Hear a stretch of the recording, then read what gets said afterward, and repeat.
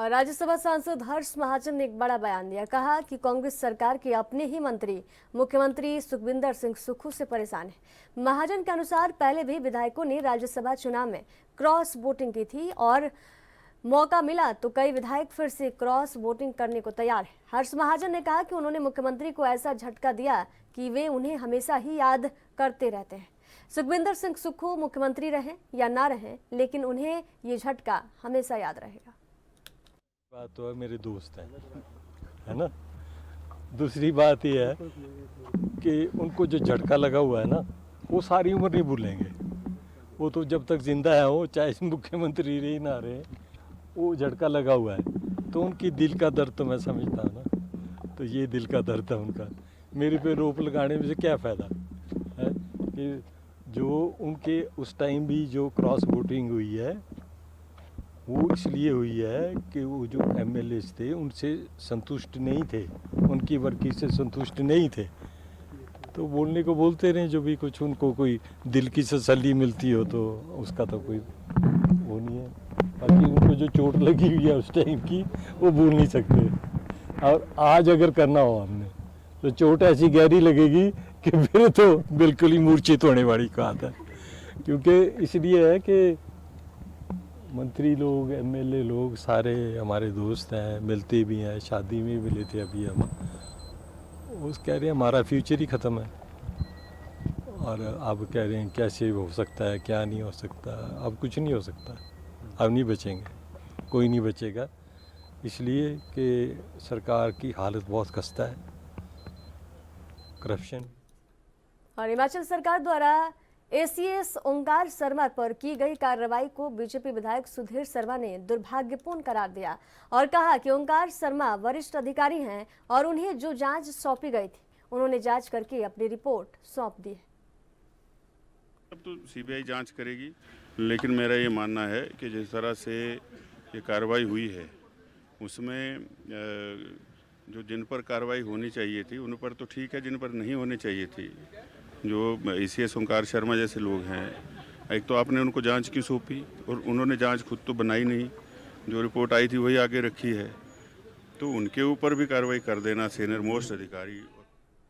हिमाचल प्रदेश विधानसभा में विपक्ष के नेता जयराम ठाकुर ने कहा कि हमने बिमल नेगी की संदिग्ध मौत की सीबीआई जांच की मांग की थी, क्योंकि बहुत सारे सवाल उठ रहे थे और सरकार इसका जवाब नहीं दे रही थी। निष्पक्ष जांच हो और सबूतों के साथ छेड़छाड़ नहीं की जानी चाहिए। बार बार मुख्यमंत्री ने कहा कि सीबीआई जांच की कोई जरूरत नहीं। अंत में हाईकोर्ट ने सीबीआई जांच के आदेश दिए। बाद में शिमला के एसपी प्रेस कॉन्फ्रेंस आयोजित करते हैं और वे बीजेपी और हिमाचल प्रदेश के मुख्य सचिव पर गंभीर आरोप लगाते हैं। ऐसा लगता है कि ये आरोप मुख्यमंत्री की सहमति से लगाए गए थे। आज भारतीय जनता पार्टी का एक प्रतिनिधिमंडल महामहिम राज्यपाल महोदय जी को मिला और जिसमें भारतीय जनता पार्टी के विधायकगण, भारतीय जनता पार्टी के विधायकों के साथ साथ में सांसदगण, पार्टी के हमारे सम्मानीय अध्यक्ष डॉक्टर राजीव बिंदल जी, प्रभारी श्रीकांत शर्मा जी, सह प्रभारी संजय टंडन जी भी शामिल थे। मित्रों, भारतीय जनता पार्टी ने पिछली बार महामहिम राज्यपाल जी को ज्ञापन दिया था और उस ज्ञापन में हमने मांग की थी कि जो विमल नेगी जी की संदिग्ध परिस्थितियों में जो मृत्यु हुई है उस मामले की जांच सीबीआई के माध्यम से करवाई जाए, क्योंकि बहुत सारे प्रश्न खड़े हो रहे थे और बहुत सारे प्रश्नों के उत्तर जो है सरकार देने की स्थिति में नहीं हो पा रही थी। निष्पक्ष जांच हो, साक्ष्य नष्ट ना हो, इन सारी चीजों को लेकर के ये जांच जो है वो सरकार द्वारा प्रभावित ना हो, इसलिए हमने सीबीआई की मांग की थी। और आपने इस बात को देखा होगा कि मुख्यमंत्री जी बार बार इस बात के लिए कहते रहे कि सीबीआई की जांच की आवश्यकता नहीं है, क्योंकि परिवार के सदस्यों ने सीबीआई की मांग की थी, लेकिन मुख्यमंत्री जी ने कहा कि परिवार के लोग मांग नहीं कर रहे हैं। लेकिन आखिरकार जब प्रदेश सरकार ने इस सारे मामले की गंभीरता को नहीं समझा, इस सारे मामले की जांच को प्रभावित करने के प्रयत्न किए, प्रयास किए, साक्ष्य नष्ट करने के प्रयास और प्रदेश सरकार के मंत्री विक्रमादित्य सिंह ने कहा कि विपक्षी पार्टी बीजेपी ने जो ज्ञापन राज्यपाल को सौंपा है उसका कोई औचित्य नहीं है, क्योंकि दिवंगत बिमल नेगी के परिवार की जो मुख्य मांग थी इस मामले की जांच सीबीआई से हो, उसके आदेश हाईकोर्ट ने दे दिए हैं। जहां तक प्रदेश सरकार की बात है तो इस मामले हमारा पक्ष साफ है। हाईकोर्ट के आदेश को किसी भी तरह से चुनौती नहीं दी जाएगी और सीबीआई जब मामले की जांच करेगी तो हर तरह से उनका सहयोग किया जाएगा। देखिए, मैं समझता हूं कि विपक्ष बीजेपी ने आज जो ज्ञापन आदरणीय राज्यपाल जी को सौंपा है उसका कोई औचित्य नहीं है, क्योंकि मुख्य रूप से जो मांग मैं उनकी नहीं कहूंगा, मगर जो दिवंगत नेगी जी है, विमल नेगी जी, उनके परिवार ने जो करी थी कि सीबीआई को ये जांच होनी चाहिए, वो आदरणीय जो है हाई कोर्ट के माध्यम से जो है वो दी गई है। और अब ये मैटर जो है सीबीआई इसका इन्वेस्टिगेशन आने वाले समय में करेगी। इसके पिछले कल इसकी एफआईआर भी दिल्ली में जो है वो फाइल हो गई है। और हमारा जहां तक सरकार की बात है, प्रदेश सरकार की बात है, इसमें स्पष्ट व्यू है कि हम पूर्ण रूप से, पहली बात तो जो डिसीजन ऑनरेबल हाई कोर्ट का है उसको किसी भी फोरम में, या तो एलपीए में या एसएलपी में, उसको चैलेंज नहीं किया जाएगा, नंबर 1। और नंबर 2, हर तरीके से सीबीआई जब यहां पे इंक्वायरी करेगी तो उनका सपोर्ट किया जाएगा, चाहे वो एडमिनिस्ट्रेटिवली है, चाहे पुलिस के रिकॉर्ड्स देने हैं। हर तरीके से हम चाहते हैं कि इसमें दूध का दूध और पानी का पानी हो, राजनीति ना हो। और जो इसमें मुख्य उद्देश्य है कि जो दिवंगत नेगी जी है उनके परिवार के सदस्यों को जो न्याय है। इधर पुलिस थाना इंदौरा के अंतर्गत इलाके में उस समय हड़कंप मच गया जब एक राहगीर को गांव सनौर के पास रास्ते के किनारे एक संदिग्ध वस्तु दिखाई दी, जिसकी सूचना उसने तुरंत स्थानीय पुलिस थाना में दी। घटना की सूचना मिलते ही स्थानीय पुलिस और डीएसपी संजीव कुमार यादव तुरंत अपनी टीम के साथ मौके पर पहुंचे और क्षेत्र को घेराबंदी कर लोगों को दूर हटाया। पुलिस ने जांच के बाद बताया कि ये जिंदा मोर्टार बम है। पुलिस ने सुरक्षा के मद्देनजर सेना को भी तत्काल सूचना दी। सेना के बम निरोधक दस्ते और सेना की टीम मौके पर पहुंची और बम की जांच पड़ताल करने के बाद ये पाया गया कि ये एक जिंदा मोर्टार बम है। उसके बाद पुलिस और सेना के जवानों ने तुरंत सड़क पर आवाजाही को रोक दिया ताकि किसी भी प्रकार की अनहोनी घटना ना हो पाए। सर, यहाँ पे जो अभी मोटार मिला है, ये कैसे आपको इन्फॉर्मेशन मिली और इसका क्या स्टेटस है? आज सुबह थाना पर सूचना मिली थी, किसी लड़के ने सुबह देखा ये कि इधर सनौर में एक मोर्टार का शेल कुछ इस टाइप का एक पेड़ के साथ लगा हुआ है, जिस पर थाना से एडिशनल एसएचओ साहब आए, उन्होंने मौका पर सिक्योर किया और उसके बाद मुझे और एसपी साहब को इन्फॉर्म किया, तो मैं भी मौका पर आया हूँ।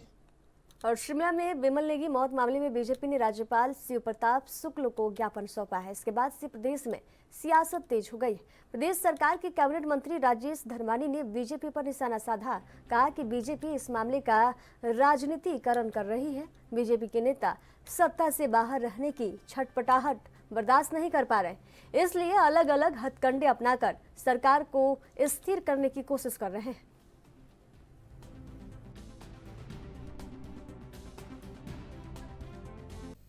पहली बात तो है कि भारतीय जनता पार्टी जो है प्योरली राजनीतिक फायदे के उद्देश्य से जो है इस तरह के मुद्दे उठाती है। हमें बिमल नेगी जी के परिवार से पूर्ण सहानुभूति है और शुरू से ही वो आदरणीय मुख्यमंत्री जी से जब से मिले या जब से वो लापता हुए तब से जो है सरकार पूरी संवेदनशीलता के साथ काम कर रही है। लेकिन बीजेपी जो है इसको राजनीतिक मुद्दा बनाकर उस पर राजनीतिक रोटियां सेक रही है। और दूसरा, जहां तक अधिकारियों की बात है, ये एक नॉर्मल प्रक्रिया है। जब कोई इस तरह की कोई घटना होती है तो मुख्यमंत्री जो है वो कंसल्टेशन के बाद जो भी स्टेप उन्होंने उठाया इसके बारे में तो ज़्यादा वही बता सकते हैं। तीसरा, जो जहाँ तक बात है भारतीय जनता पार्टी की जो है ये क्योंकि ये छटपटा रहे हैं सत्ता से बाहर होने के बाद, और तरह तरह के आरोप लगाकर सरकार को ये सोचते हैं कि अस्थिर करने की कोशिश करते हैं। आप जानते हैं कि एक साल पहले भी लगभग 1.5 साल हो गया, फरवरी 2024 की बात है, इन्होंने अनैतिक और गैर कानूनी तरीके से सरकार को गिराने की असफल कोशिश की, जिसका हिमाचल की जनता। राज्य भर में 108, 102 एम्बुलेंस सेवाएं रात 8 बजे तक ठप रहेंगी। एम्बुलेंस कर्मचारी यूनियन ने श्रम कानूनों के उल्लंघन को लेकर 24 घंटे हड़ताल का ऐलान किया है। यूनियन ने आरोप लगाया है कि न्यायिक आदेशों को नजरअंदाज किया जा रहा है, न्यूनतम वेतन नहीं मिल रहा है और कर्मचारियों का शोषण हो रहा है। कर्मचारियों ने चेतावनी दी है कि अगर उनकी मांगें नहीं मानी गई तो आंदोलन और तेज किया जाएगा। मंगलवार रात 8 बजे से शुरू हुई यह हड़ताल पूरे प्रदेश को प्रभावित कर सकती है।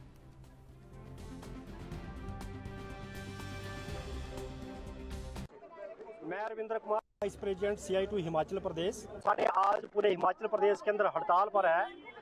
हड़ताल करने का जो मुख्य कारण है वो कंपनी की मैनेजमेंट जो है वो हिमाचल प्रदेश और देश के जो श्रम कानून है उनको लागू नहीं कर रही है और सभी कर्मचारियों से जो है वो 12-12 घंटे की ड्यूटी ली जाती है, लेकिन वेतन जो है वो 8 घंटे का दिया जाता है। और जब कर्मचारियों के द्वारा जो है वो ओवर टाइम के भुगतान की मांग मैनेजमेंट से की गई तो मैनेजमेंट द्वारा जो है वो कर्मचारियों को बड़े पैमाने पर तबादले कर्मचारियों के किए और कुछ लोगों को ऑफिस में बुलाकर जो है वो टर्मिनेट कर दिया, कुछ लोगों को धमकाया। और उसी को लेकर हमने जो है ये आज यहाँ पर जो है वो हड़ताल किया, धरना प्रदर्शन कर रहे हैं। और इस कंपनी का और इससे पहले जो GBK कंपनी थी जो 2010 में हिमाचल प्रदेश के अंदर आई थी, तो उसके बाद जो है वो उन्होंने 2022 तक जो है हिमाचल प्रदेश में 108 और 102 एम्बुलेंस का संचालन किया। तो उस दौरान से ये कर्मचारी काम कर रहे हैं और जब वो कंपनी यहाँ से सरकार द्वारा जो नेशनल हेल्थ मिशन है उसके द्वारा जो है उसको हटा दिया गया और ये मेड्सवान कंपनी आई, तो जो 12 साल 108, 102 एम्बुलेंस को चलाने वाले कर्मचारियों ने जो अपनी सेवाएं दी तो उनको जो है वो आज तक ना तो। इधर बिमल नेगी की संदिग्ध मौत के मामले में बीजेपी विधायक दल ने राजभवन पहुंचकर राज्यपाल को ज्ञापन सौंपा है। बीजेपी ने मुख्यमंत्री सुखविंदर सिंह सुक्खू से नैतिकता के आधार पर इस्तीफा देने की मांग की है। इसके अलावा CBI जांच दायरा बढ़ाकर Himachal Pradesh power corporation limited में भ्रष्टाचार की जांच ED से करवाने की मांग की है।